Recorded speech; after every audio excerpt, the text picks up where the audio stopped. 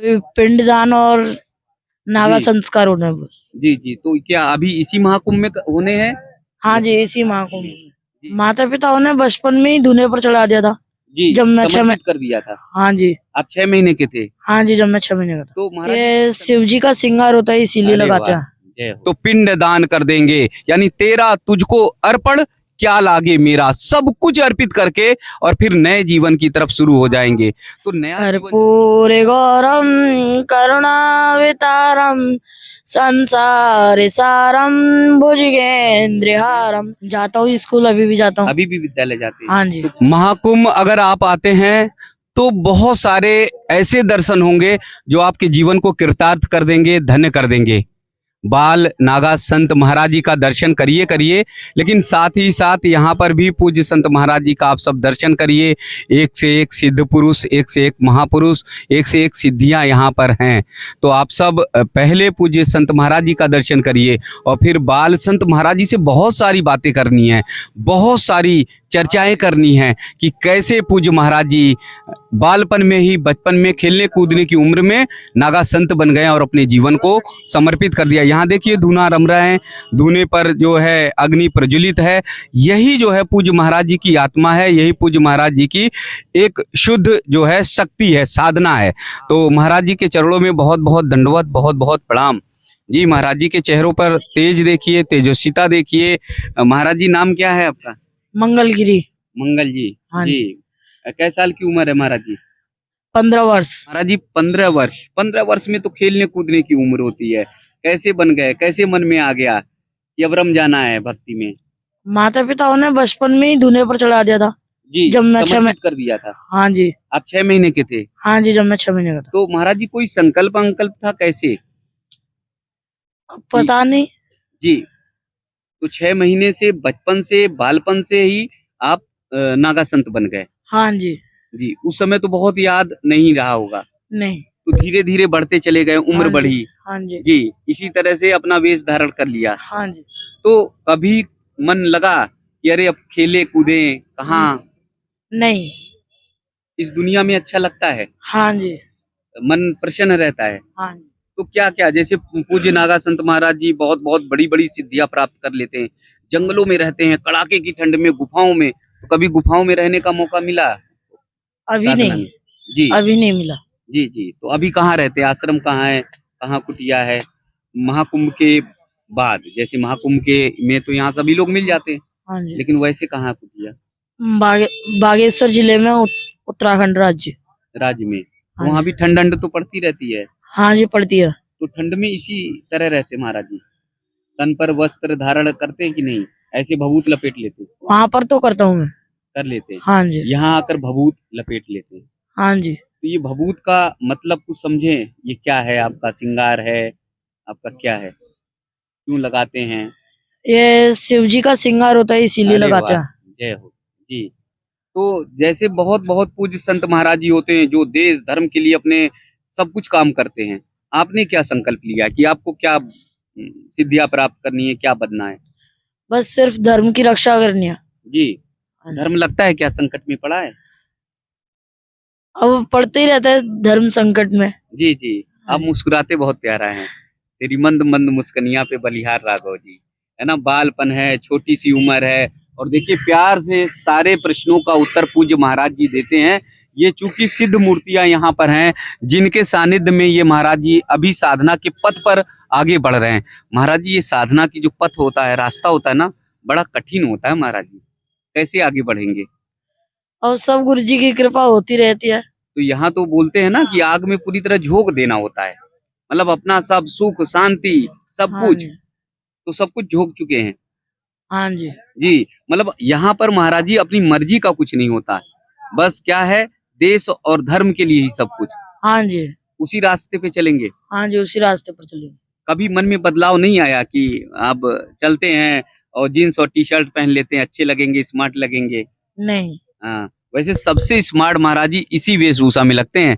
हमारे तो आप लोग जो है हीरो हो, सबसे रियली हीरो हो, क्योंकि देश और धर्म की रक्षा आप ही तो करते हैं। जी, तो अब नाम क्या हो गया महाराज जी? मंगलगिरी। जी, अब संस्कार में क्या क्या और होने हैं महाराज जी? अभी पिंडदान और नागा जी। संस्कार होने बस। जी जी, तो क्या अभी इसी महाकुंभ में होने हैं? हाँ जी, इसी महाकुंभ में।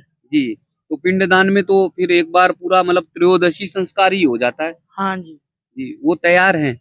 हाँ जी। तो महाराज जी यहाँ तो लोगों से कह दो, अब अगर किसी को कि तुम मर जाओ तो वो तो तलवार उठा के और ईंट मार देगा, और आप तो एकदम बस तैयार हैं।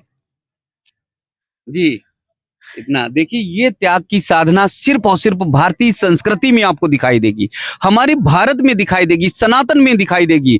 छोटे से बाल संत हैं, 15 वर्ष मात्र आयु है, और जब ये कठिन साधना में महाकुंभ में ये संस्कार पूज्य महाराज जी का होगा तो पिंड दान कर देंगे, यानी तेरा तुझको अर्पण क्या लागे मेरा, सब कुछ अर्पित करके और फिर नए जीवन की तरफ शुरू हो जाएंगे।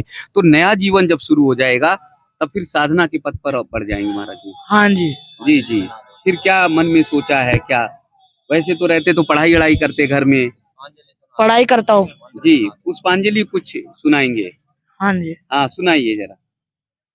कर्पूरे गौरम करुणावतारम संसारे सारम भुजगेन्द्रहारम सदा वसंतम हृदयारविंदे भवम भवानी सहितम नमामि। जी, बहुत सुंदर महाराज जी। हमारे यहाँ तो बड़े बड़े संत बहुत बचपन में हुए, ध्रुव, प्रहलाद, ये बालपन में ही जाने कितनी कितनी सिद्धियां उन्होंने प्राप्त कर ली। 5 वर्ष की उम्र में तपस्या और साधना करी और फिर अपने शरीर को वज्र बना लिया, जंगल में गए, तपस्या की, साधना करते रहे। तो वैसे ही कुछ बनना है आपको। हाँ जी। जी, अपने धर्म के जो पथ है, रास्ते हैं, उसी पर चलना है। हाँ जी, उसी पर जी। चलना है। तो माता पिता जी अब कभी आते मिलने जुलने आते? नहीं, तो कभी बचपन में बैग एक टांगा, स्कूल स्कूल गए? जाता हूँ स्कूल, अभी भी जाता हूँ। अभी भी विद्यालय जाते हैं? हाँ जी। तो क्या पढ़ाई कर रहे हैं, क्या शिक्षा ग्रहण कर रहे हैं? सभी विषय पढ़ता हूँ। जी जी जी, महाराज जी हम लोग देखिए बड़े हैं, बड़े में मन बहक जाता है। कई बार होता है कि तरह तरह के पकवान खाएं। आप बालपन में हैं तो आपका भी मन नहीं बहक जाता क्या कि आज कुछ और पकवान खाया जाए? नहीं, सब गुरुजी की कृपा है।